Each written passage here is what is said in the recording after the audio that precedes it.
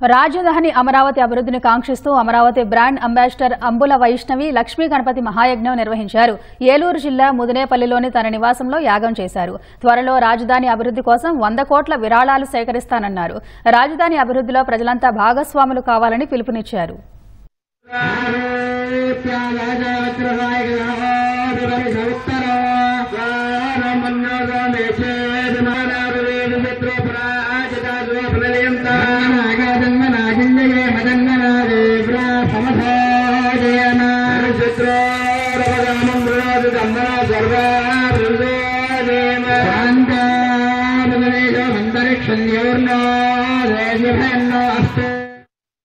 Amaravati brand అంబాసిడర్గా Amaravati నిర్మాణం అలాగే అమరావతి అభివృద్ధి త్వరలో అవ్వాలి అని చెప్పి ఈరోజు మా స్వగృహం నందు శ్రీ మహాలక్ష్మి గణపతి యాగం అనేది చేయడం జరిగింది. త్వరలోనే మాకు ఇంకా సెంట్రల్ గవర్నమెంట్ నుంచి మరింత ఫండ్స్ వచ్చి అలాగే మేము కూడా ఒక 100 కోట్లని కలెక్ట్ చేయాలనుకుంటున్నాం. వాటిని కూడా మేము త్వరలోనే స్టార్ట్ చేయబోతున్నాం.